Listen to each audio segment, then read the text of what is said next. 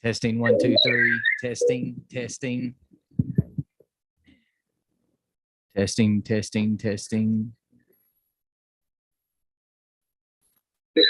Oh, hello. Testing 1, 2, 3. Testing, testing. Oh. Testing, testing, testing. Oh, hello. Testing 1, 2, 3. Testing, testing. Oh. Testing, testing, testing. Oh, hello. Testing 1, 2. Good now. Hello, can you hear me? Hello? All right. We got some sound now. All right, Madam Chair. We're ready to go.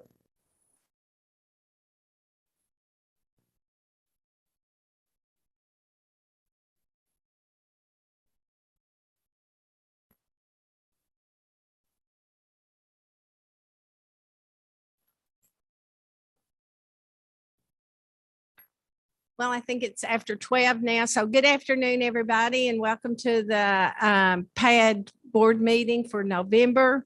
I think we are ready to begin. So we'll have the pledge by Mayor Coda Young. Mayor.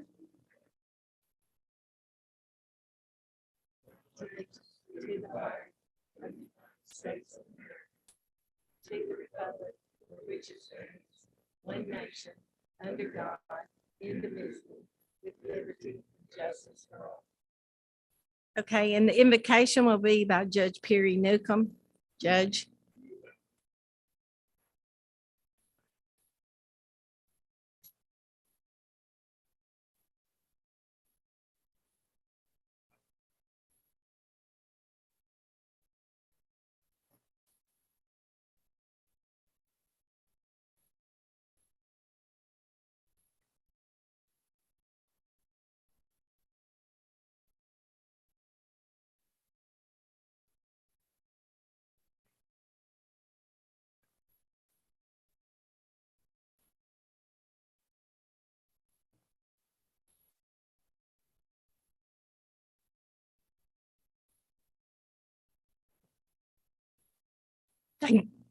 Thank you all. Okay, next item on the agenda is the approval of the minutes from the September meeting, because we didn't meet in October. So okay, Mayor. Okay, we got a first and second. Any discussion? All those in favor? Opposed? Motion carries. All right, next we have our federal and state reports, and we will start with Oh, wait, treasurer's report. I saw you, Todd. I'm sorry. I just skipped right over you. I get overlooked I a mean, lot. I was so just trying to get this meeting out of the way. it's all good. It's all good. It's gonna be quick. Right now, we should be at 33%, and our revenues and expenditures are running slightly below, but nothing seems to be of issue. So I recommend we approve both. Thank you. Okay. Have you heard the motion on the floor? Okay. Second, all those in favor? Opposed? Okay, it's Monday, and so I'm having a hard, I've already messed up several times today. So anyway, so I'm just forewarning you at the beginning of this meeting. Okay, now, next we'll have our federal and state reports, and we'll start with Morgan Alvey for Senator McConnell's office. Morgan?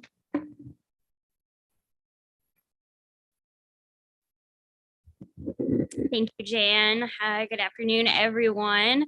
A lot going on right now, but the Senate is back in session today after the election recess. A lot of to-do items on the agenda. The government funding runs out on December 16th. Also, the National Defense Authorization Act is still yet to be done. I know that that's always an important topic here, given Fort Campbell.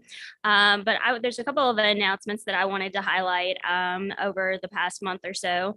During the recess, the senator was in West Kentucky once over in Mayfield to highlight the USDA's recent grain storage announcement.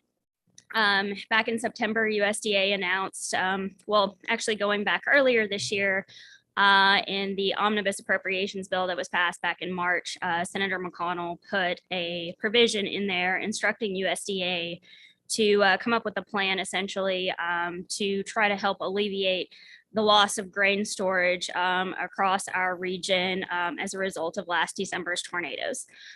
In September, USDA announced $20 million that they would be distributing. That program, the regulations for that program are still being set up. Hopefully we will get those soon. But I know that here in Christian County and across all of several of our other Petty Royal counties that were impacted, farmers will be able to benefit from that program. Even though the regs aren't out, I would say if you have someone that's interested, encourage them to reach out to their local FSA office. The only other thing I'll mention is that a few weeks ago, the senator announced another allotment to Kentucky in CDBG DR funds, almost 49 million. And this is on top of the 75 million announced earlier this year. Both of those allotments are being split between the western part and the eastern part of the state for flooding and tornadoes that occurred in 2021. As always, if there's ever anything our office can do, please don't hesitate to reach out. Thank you. Thank you, Morgan. I don't think Jason's not here from Senator Paul's office. Corey Elder from Congressman Comer's office. Corey.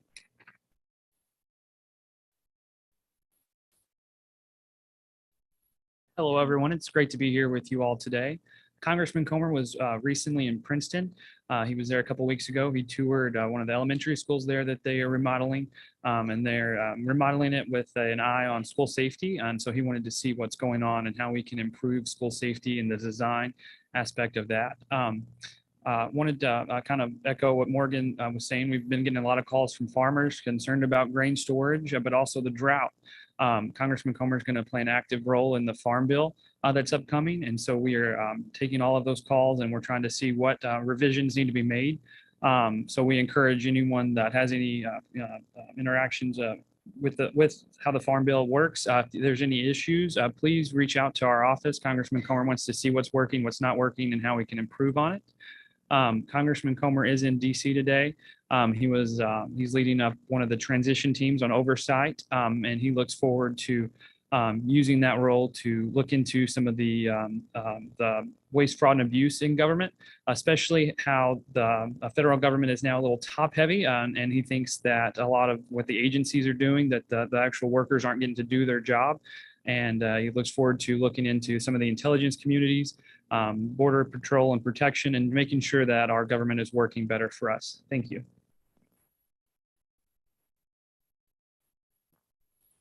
Thank you, Corey. And next we'll have Representative Walker Thomas. Representative Thomas. Thank you, Dan. I know a lot of people in this room were excited. Elections are, I am, signs are picked up, stored, and that's a good feeling, win or lose. At least it's behind us there. Up at state, it looks like things are going to change a little bit in the House. I think there's going to be 80 on the Republican tickets, 20 on the Democrat for the House. I think Senate stayed pretty much the same. So we're excited about that. We have our leadership elections this coming Thursday. So I'm heading up to Frankfurt later tonight, and we'll be up there most of the week.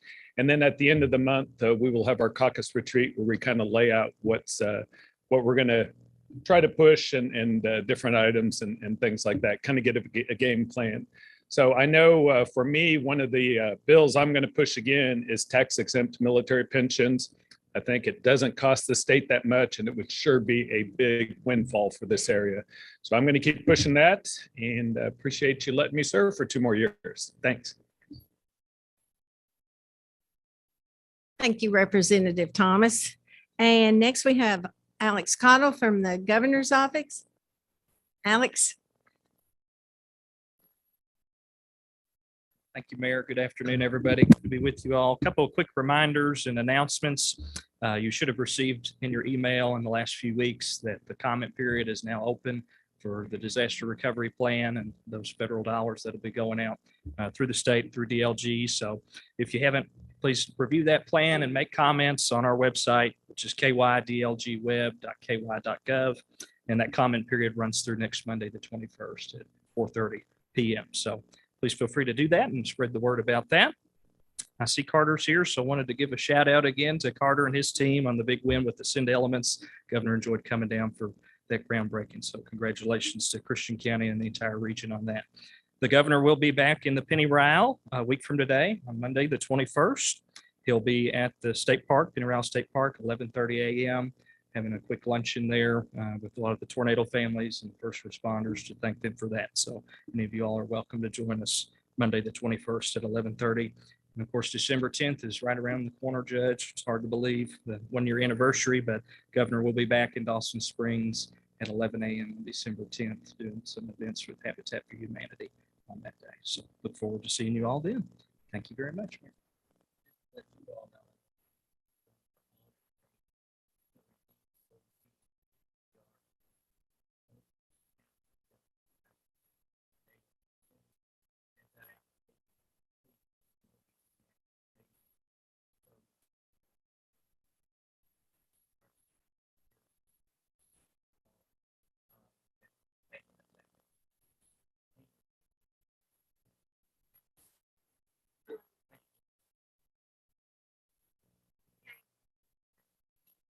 Now we're ready for our reports. Community and Economic Development, Angela Herndon and Kyle Cunningham.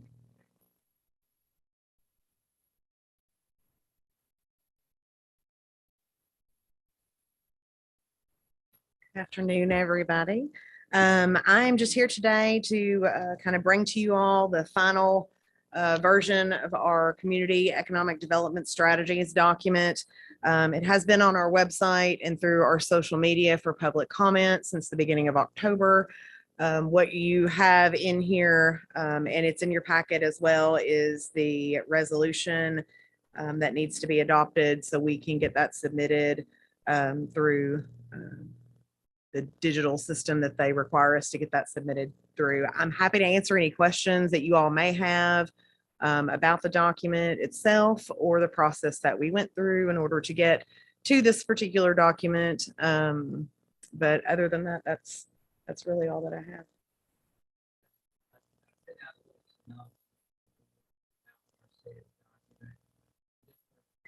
How important that document is to our region, our economic development folks. Having this document in place does make sure that our community, our cities,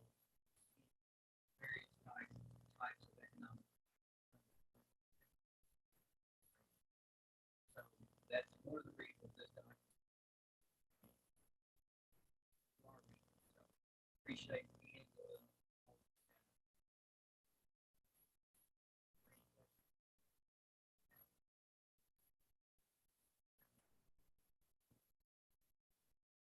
Thank you.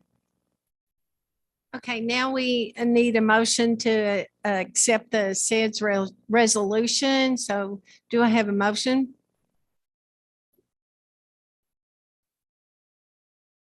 Jack? Okay, all right. All those in favor? Okay, motion carries. Okay, Kyle and wastewater.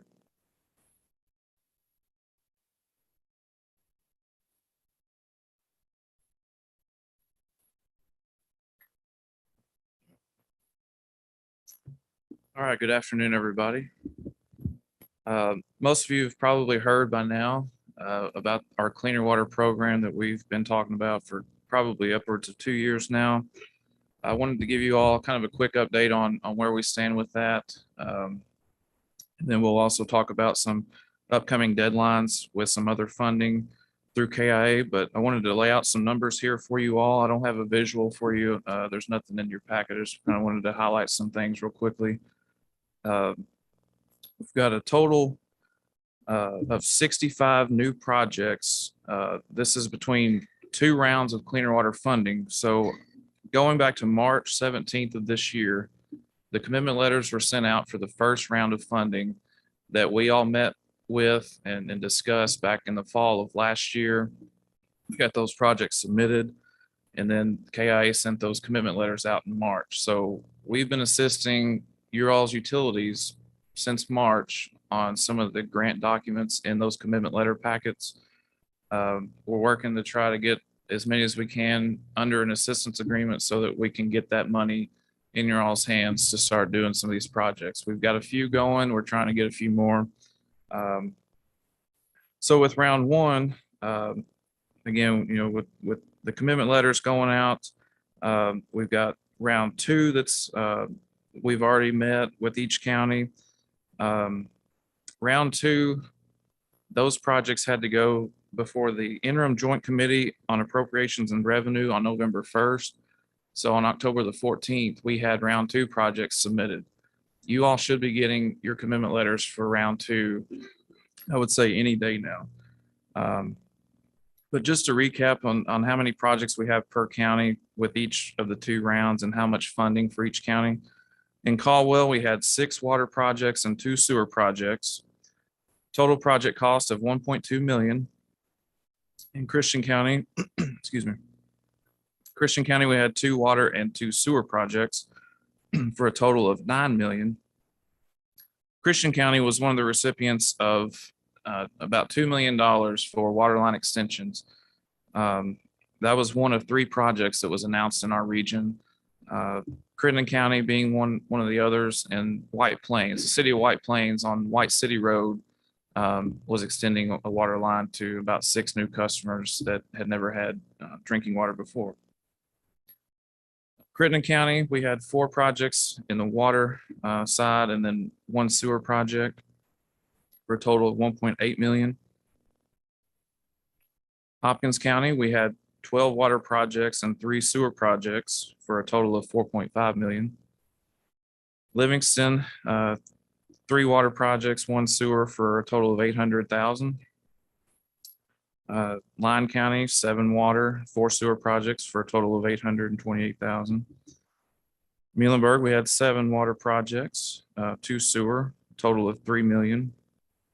Todd, we had 3 water projects and 3 sewer for a total of $1.1 million. And in Trigg, we had 2 water projects and 1 sewer project for a total of $1.3 million. So all in all, 65 new projects that I mentioned and $23 million in extra grants for the last 2 years. So I commend you all for helping me out in this process to make it as easy as possible. You all were very good in the meetings of letting everybody have their piece of the pie, as we like to say. So there's not that just doesn't mean that everybody's going to have some big project to do. There are some, but all in all, they will be impactful. even some of the smaller projects, they're gonna take care of some things that have been needs for several years.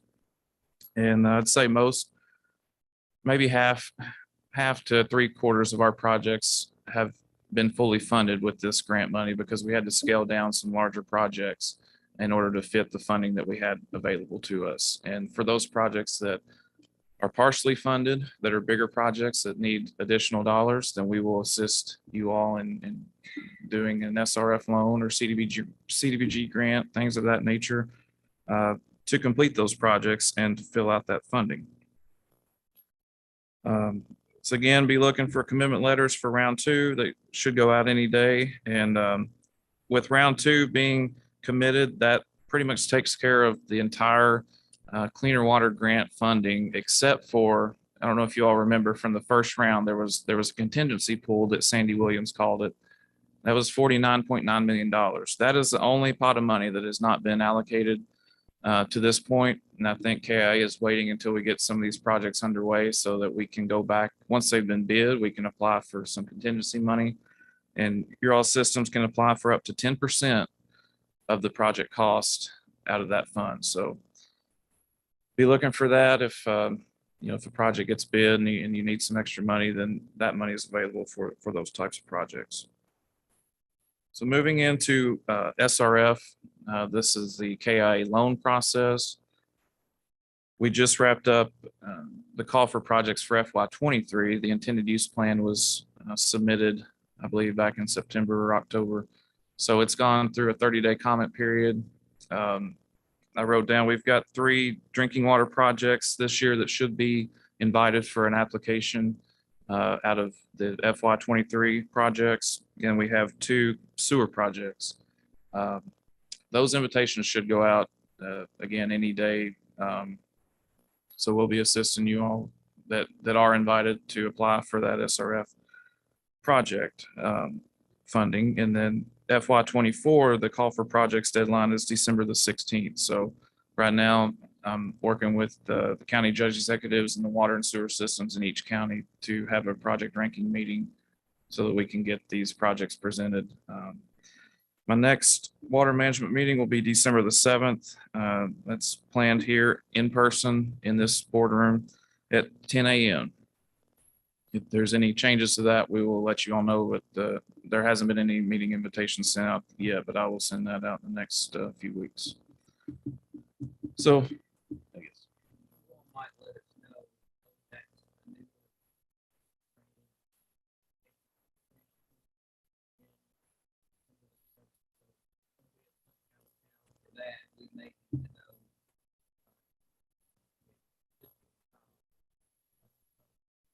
So like I said, we have until December the 16th to get these projects in. I usually like to have the Water Management Council the week prior or week before that so that we can get these projects approved and not do it at the deadline. So it gives me a week to get everything kind of finished up and submitted. Any questions on any of the cleaner water money or SRF?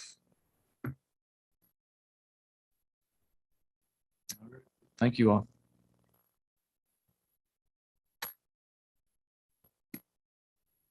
Kyle, okay. Oh, sorry. I was supposed to mention this while I was up here, but it escaped my mind.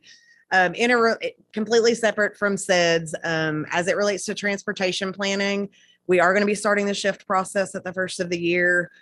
So I would really like to sit down and meet with everyone individually and talk about what you have already on the list for projects and what you might have coming up.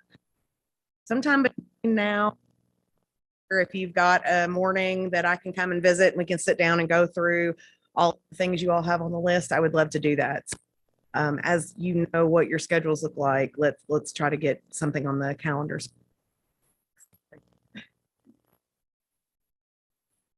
Thanks, Angela. And now workforce development, Sheila Clark. Sheila.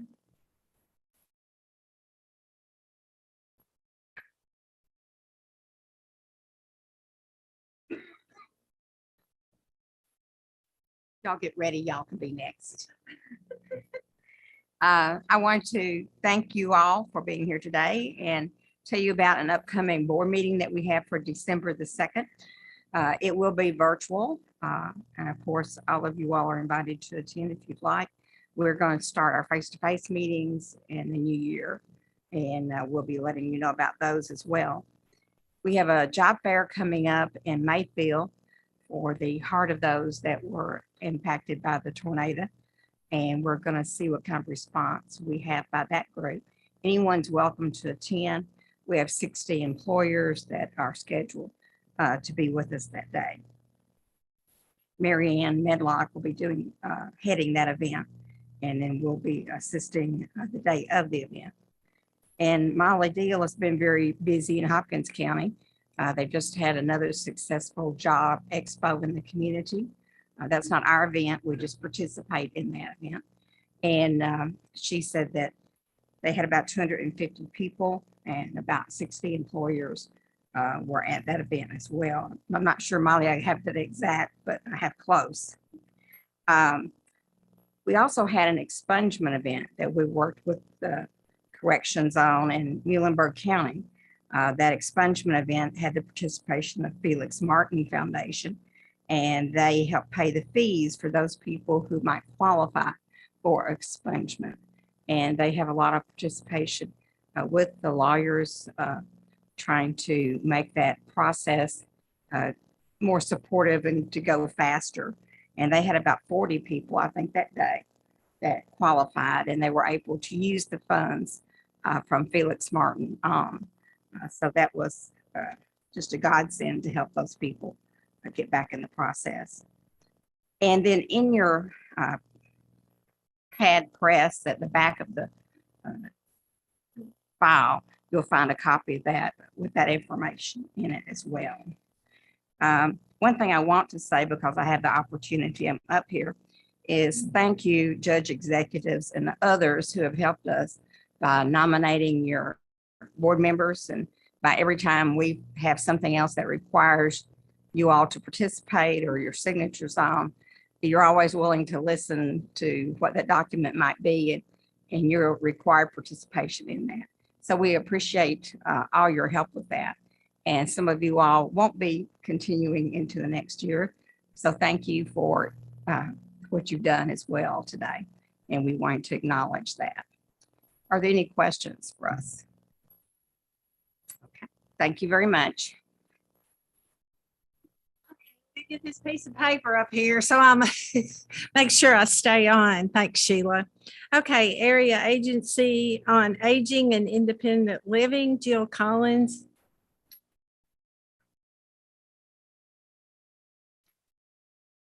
Good afternoon, and thank you all. Apologize for my voice. I've been just a little under the weather the last few days. But last Friday, we were closed in honor of Veterans Day. So I do want to take a moment while we're all together this afternoon and recognize anyone in the room today who is a veteran. If you would, if you're a veteran, if you would please stand so that we could honor you and thank you for your service today.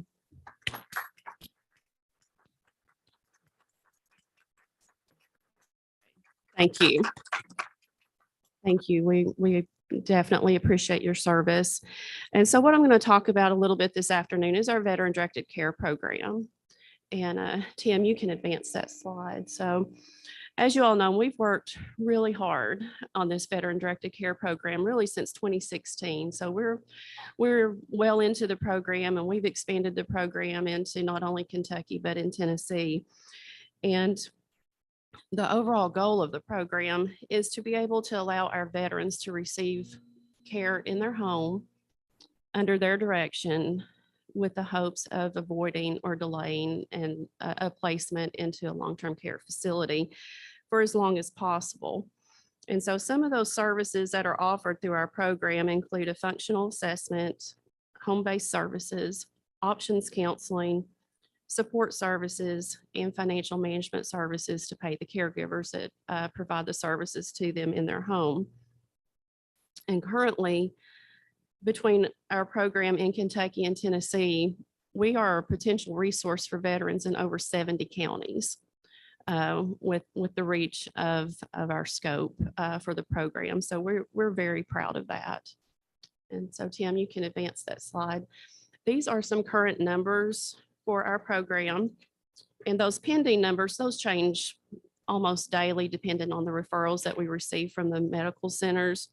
We have a contract with the Nashville, Tennessee Medical Center and the VA Medical Center in Marion, Illinois. But currently, we administer the program for 3 area development districts in Kentucky and 4 in the state of Tennessee. And you can kind of see what those active numbers look like as of today. Okay. So you can advance that. And so Pennyroyal was the first area development district in Kentucky to create and develop the program. We were also the first to pass the readiness review at the federal level to offer the program. As of July of this year, there are currently 5,900 veterans nationally enrolled in a veteran-directed care program. And so we are honored to be part of that number. In October of 2022, there was some national expansion of the program to expand veteran-directed care to other areas and to expand those efforts so that veterans can receive and self-direct their long-term care services and supports while continuing to live at their home and in their own community. At the federal level, there's a lot of attention on the veteran-directed care programs right now. Evidence-based programs allow veterans to age in place, avoid or delay nursing home placement, and choose the care environment that aligns most with their care needs, preferences, and goals. Veterans using these programs have experienced fewer hospitalizations and emergency department visits, reduced hospital and nursing home days, and fewer nursing home readmission and inpatient complications. So the programs are evidence-based and we're seeing the results of these services. According to VA Policy Analysis and Forecasting Office, when you look at the 2 million veterans in 2019 that were possibly eligible for long-term care, that's going to increase to more than 4 million veterans in 2039. So as this population grows, the VA remains steadfast in providing the highest level of care to veterans in the least restrictive setting, meaning home-based services. This is a photo here of a current veteran, a client that we serve, who's given his permission to use his picture, his story. This is Mr. Norfleet. And he served in the United States Air Force from 1956 through 1959. He has a whole lot of health issues going on, and he's been enrolled through services through the VA for quite some time. And we're honored to be able to serve him through our program and to be able to keep him in his home. His caregivers come to him at his house every day where he receives his care, and he's doing very well.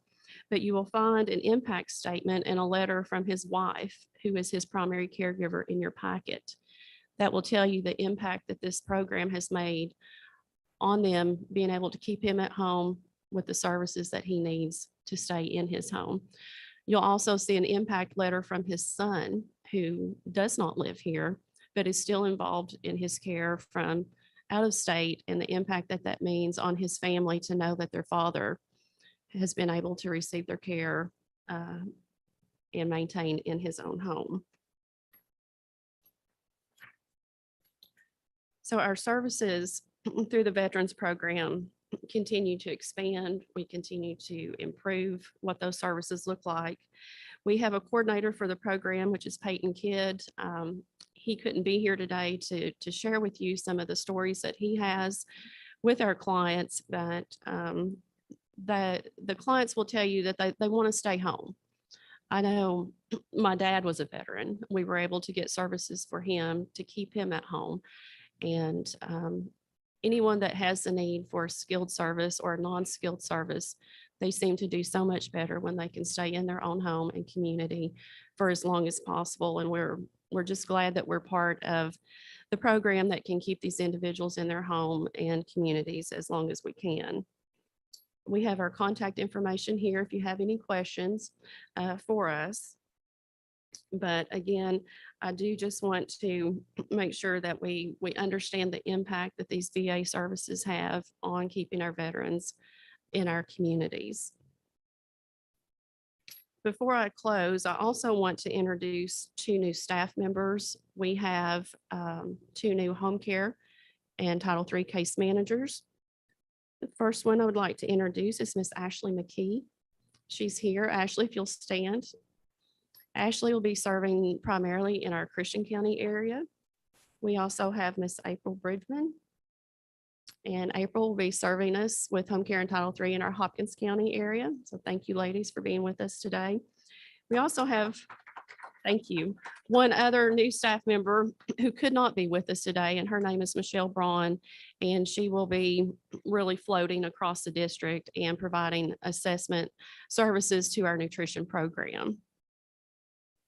There was mention of a meeting, I think next week, regarding the tornado assistance. I do want to point out that we still have a small amount of money to assist older adults age 50 and over that were impacted by the tornado that was donated to us through the AARP Foundation. So if you all are aware of older adults that still need assistance, we do still have a small amount of those funds that are available that they can apply for that assistance. So let me know if you have someone that we need to reach out to and help with that. And so at this time, I would like to have Cindy Tabor, who is our long-term care ombudsman, to come up and share with us about our Christmas project. Thank you.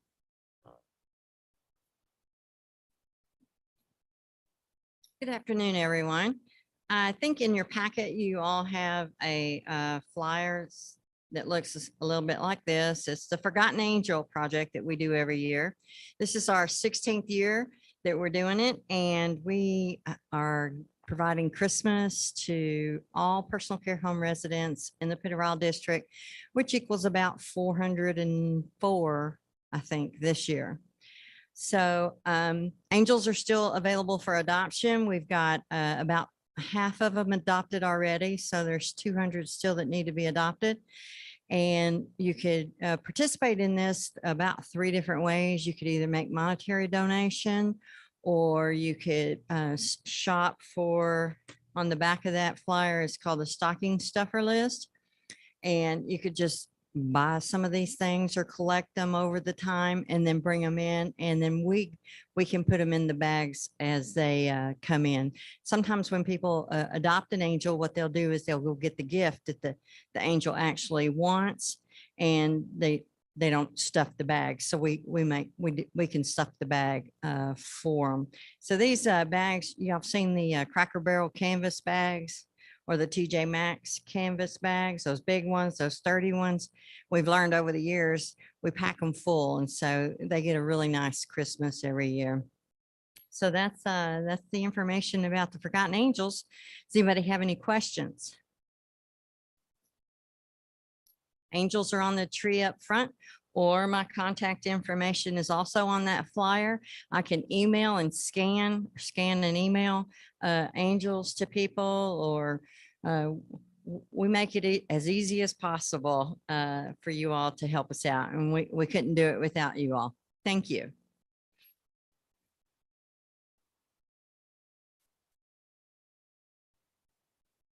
Thank you all. Okay. Moving on to new business, the monthly code of ethics report. There is no report there. And then next is our guest speaker that I've had the pleasure to get to know during lunch today, Ms. Heather Gray, the Executive Director and founder of Joy Closet. And I think you'll be very interested in finding out about her program. Okay.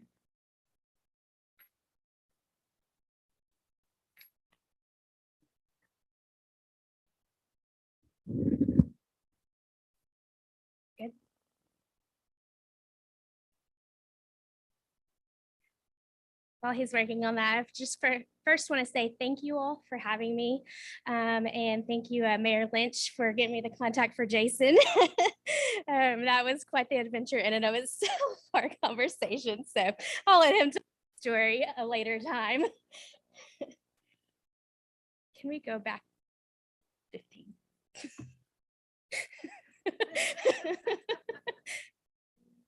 There we go. So actually, the next one is good. So I just wanted to say we do cover the 9 counties in the Pennyroyal region. We actually go above and beyond for those 9 counties, plus Montgomery County just across the state line. By going above and beyond, that means that we are willing to travel to our families and make sure that they have the needs that they have with their children and their new placements within the first 48 hours of being placed. But we also cover counties beyond that. We see families from Logan County, Warren County, and beyond as well that we also meet their needs too. So what is a foster closet? A foster closet is simply a huge, ginormous closet. It has all the needs that a child or children need from ages 0 to 17 years old. We have it all under one roof as well. So this next slide shows statistics of the number of children are currently in foster care and the number of families that we have serving those foster children. As you can see, some of those numbers are way skewed, especially Christian County, Hopkins County, or Muhlenberg County, Caldwell County. Oh.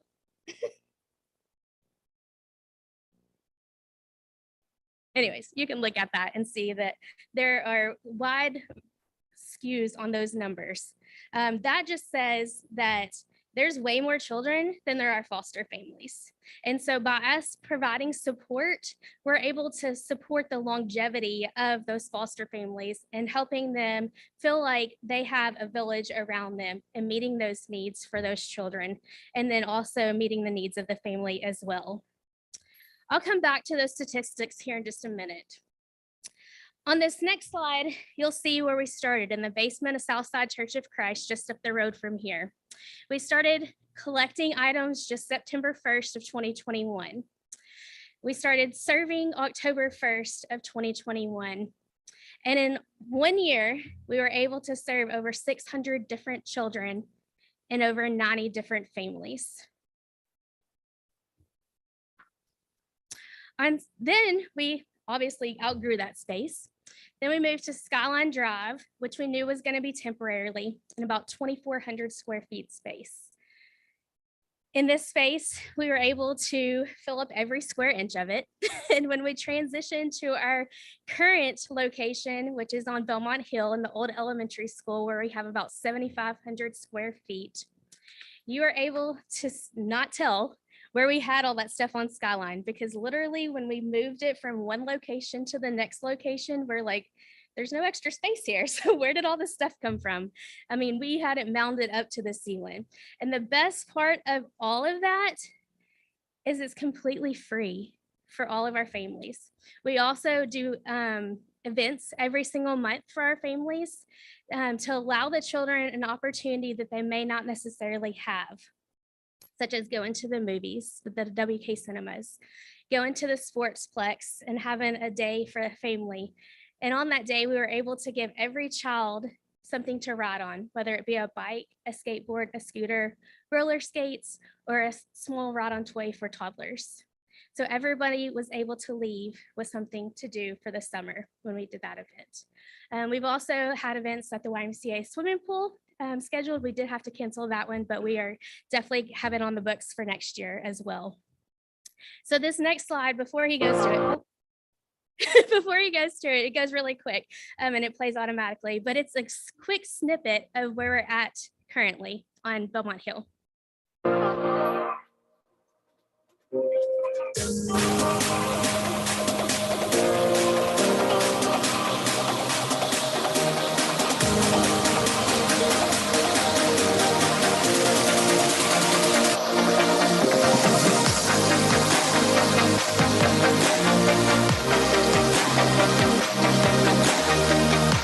So that was from our first birthday party on September the 1st, also when we had our ribbon cutting. So you can, we literally have all the things. We have clothes, shoes, hygiene items, beds, bedding, you name it. The babies, we have everything that you need for an infant or a toddler. So where do we get our funding from? It's actually the communities that you serve as well, is where our funding comes from. It doesn't come from the state. It doesn't come from the federal government either. It's all from the communities. So everything that you saw was actually donated. We didn't purchase any of that stuff. It was given to us, which is amazing because it's not very common that an entity can be going for 1 year, have filled up 7,500 square feet of space, and have 4 employees that are paid staff. So this next slide is what we do to put out to the community about our needs. We update this every single month, so you can always see this on our social media pages as well. One thing that we believe in at Joy Closet is that God is our foundation, and without the church, that this would not be possible. We feel like God calls us to care for the orphans, and actually the month of November is Adoption Awareness Month. And so it's kind of appropriate that I was able to speak to you all this month as well. You can go to the next slide. Sorry. So one thing that we ask for the church is to partner with us to help us by providing prayer for the children that are in care. One thing I didn't mention earlier is we actually cover kinship placements as well. And a kinship placement can be where a relative or a friend of the family can have custody or guardianship of that child or children. These families oftentimes do not receive any assistance from the state, and if they do, it's just $6 a day, which you can't hardly even buy a meal at McDonald's for that. So we are able to serve them as often as they need us as well. So we're asking the area churches to come partner with us to help us with hosting some of those events that I spoke about earlier, help us with the hosting of the donation drives, supporting us financially, becoming foster friendly to make aware of the need in your communities, and creating villages where you literally are wrapping around those individuals in your communities that are serving the foster and kinship children in these counties. So since God did all, we've expanded our visions, and we have come up with 3 visions that we feel like are very needed in this area. You can go into the next slide. So, and then the next one. The first one is the Eagle Fly program. Did you know that 81% of males will end up in the justice system after aging out of foster care? And did you know that 71% of females will end up pregnant before their 21st birthday? And lastly, did you know that 40% of teens that age out of the foster care system will end up homeless? So that's the reason why we're creating this program, to connect teens with life skills, with mentors that will help them after they age out and get dumped out of the system into the real world with nothing, to help them learn how to navigate life in general, and come alongside of them and teach them these life skills, teach them how to budget, how to get a career or a job that it will pay all of their bills and not rely on the government. Help them with good careers and not just a job at Sonic, that will actually provide for them and later on for their family as well. So that's the Eagle Fly program. Our next program is the Hope House. Remember that chart that I showed up very first? There were 412 children that were on that image. There were 204 foster families. Obviously, one far outweighs the other. So this creates a longer time span before children are placed into a foster home, especially if they are a teenager or if they're part of a sibling group. It takes much, much longer. So currently, there's nowhere for them to go other than the DCBS office, or with a foster family that is willing to take them temporarily while a placement is found. So if they go to the DCBS office and they took the placement at 10 o'clock at night, where are they going to sleep? Well, it's the floor of that DCBS office or in a chair. So we obviously see this as a problem. So our second vision is to provide an actual house for them to bring the children to upon removal, never go to the DCBS office, and to be able to provide hope on possibly the worst day of their entire life. This house will be able to provide meals, their favorite meals, a warm place for them to stay. And if it's overnight, there will be beds that they can stay in or take a nap in. There will be volunteers that will be there, and age appropriate volunteers as well, so that they can have peers to play with while their worker is working on finding placement for them. So that's our second vision. Our third vision is the Peaceful Meadows Ranch. You can go on to the next slide.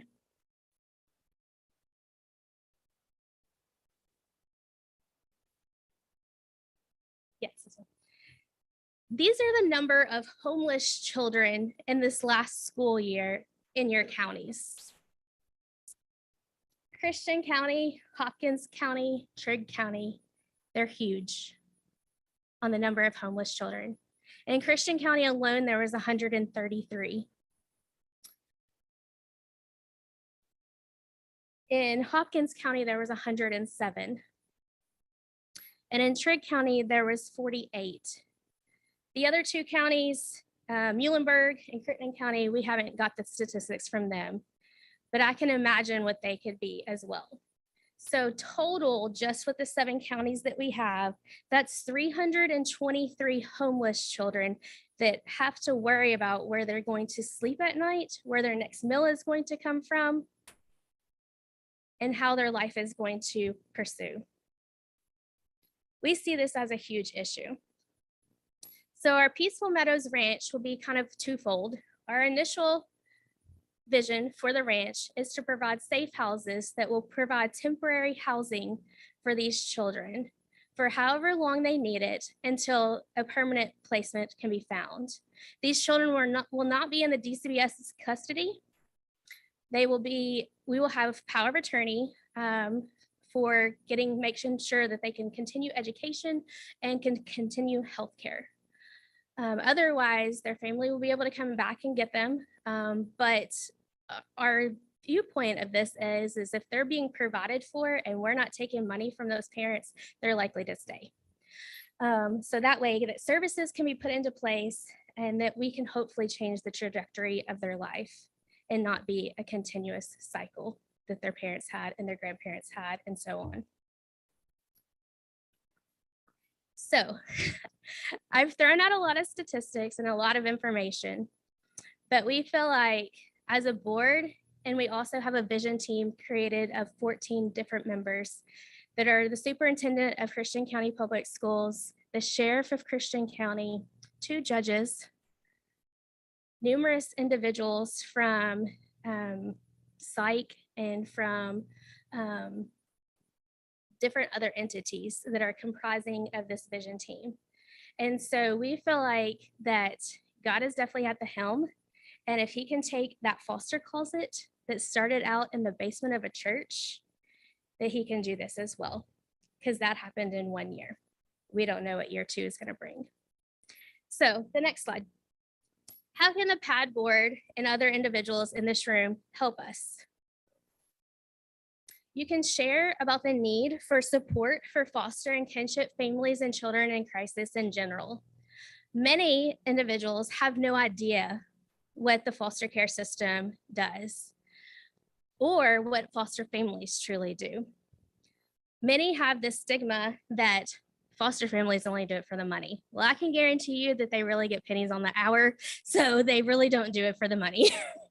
Having been one, I know exactly how that works, and many of the things that my children had came out of my own pocket. It wasn't the government that was paying for them. And then the other thing is to help us establish connections within your communities, businesses, organizations, of how we can spread the word and also team up with them. I'm a firm believer and there's no reason to duplicate something. So if somebody's already doing something in these manners, then let's work together as a team. So lastly, many of you received in your email, I think, an invitation to the foster closet, because really me talking doesn't really depict the foster closet for you very well. Until you see it with your own eyes. As Mayor Lynch can also tell you, you really have to come and experience it before you can say that you really know what's going on.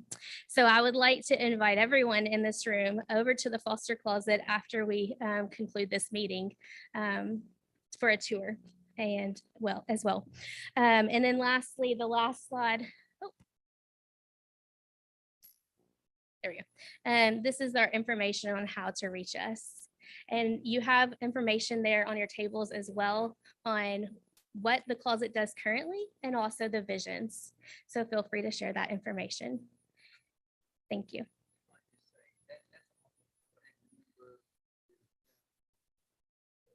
Is it 9, I think? Yeah.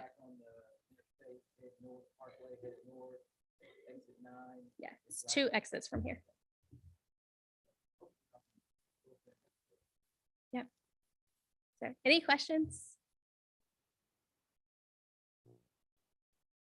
Thank you so much.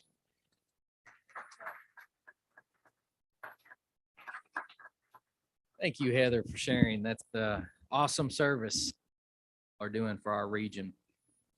Hope everyone can make the tour. Tim, if you can go ahead and find my slides there and go ahead to the cybersecurity grant resolution in your packet pertaining to a grant application, cybersecurity grant application that I emailed you a short summary about last week. And based our security systems here at this office, you'll see some specifics about that on the slide, but investing $23,000 from the grant program, and will be providing of $2,300 out of our reserves. Madam Chair, if there are no questions, we will need to pass this resolution for this grant. Right. Do I have a motion to second? Okay, thank you. I have a motion and a second. Any discussion? All those in favor?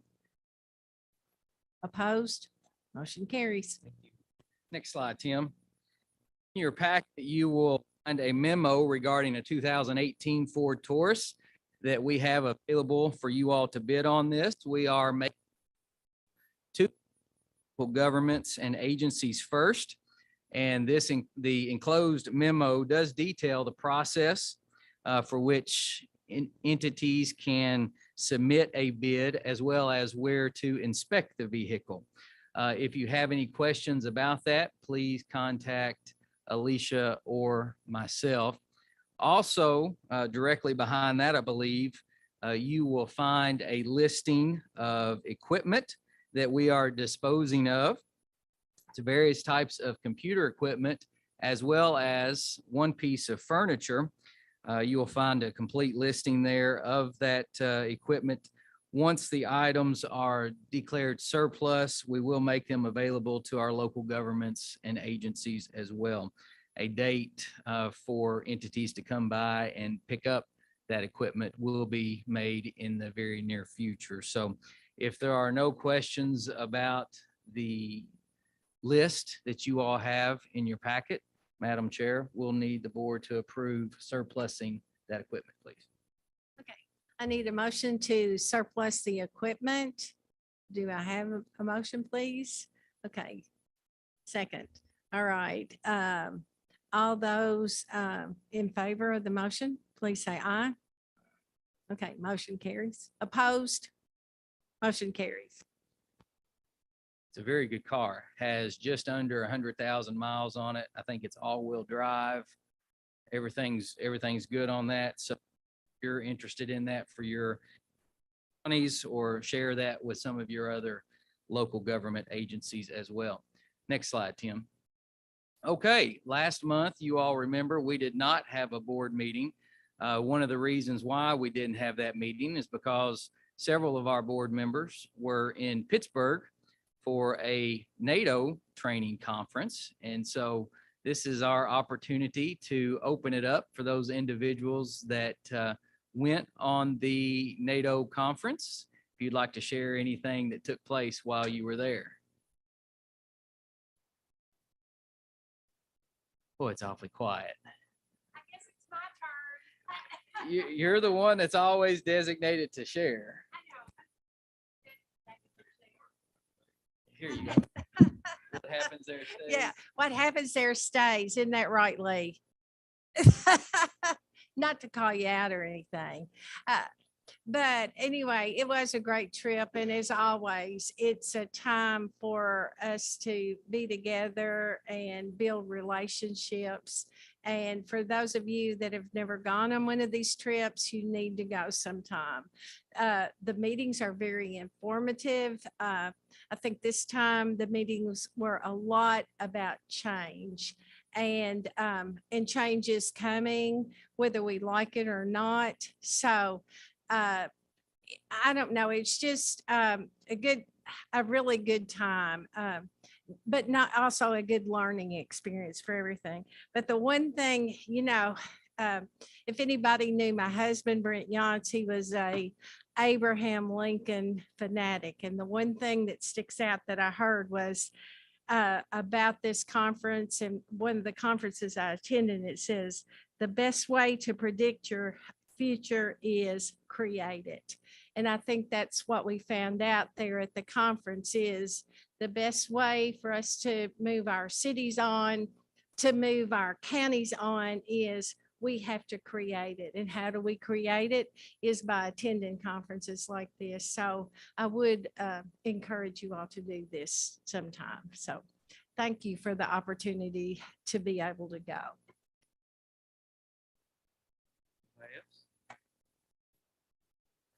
I will say, I was very impressed with Pittsburgh. I wasn't real excited about going to Pittsburgh, but it was very nice. Lee, would you agree? Anything else? Tell us about the chicken, the chicken wings and brother.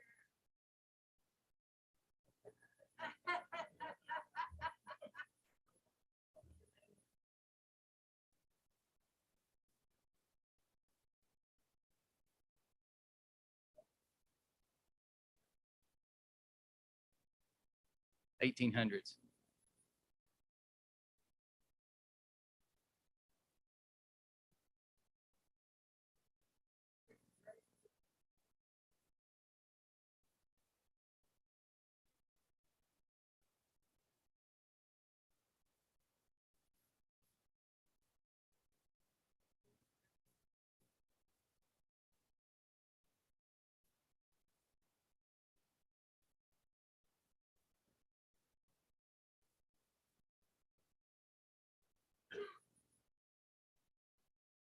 Thank you.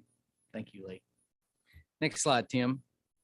And finally, Madam Chair, I can't believe we're talking about this, but we do want to make sure everybody has your invite to our Christmas board luncheon, which will take place on the second Monday of December, which I believe is December the 12th. Yep, that's correct. And that will be at Pennyroyal Forest State Park. You remember last year we didn't get to have it because the Friday before the tornado hit the region. And so, and I think maybe the year before that may have been COVID. And so it's been a while. It's been a while since we've been up there to celebrate Christmas with each other. So hopefully you've got that on your calendar. It's not only a time for fellowship and to celebrate Christmas, but to also hear from our legislators. I know that Representative Thomas had to leave, I believe. But hear from them about the upcoming legislative session, which will get started just after the first of the year. So we always look forward to that event, hearing not only from our state folks, but from our federal folks as well. So, Madam Chair, I believe that's all I have on my list, unless there are any questions. Thank you for running the meeting today. You did a great job, by the way. Are there any questions for me? Well, you all have a great week. Thank you.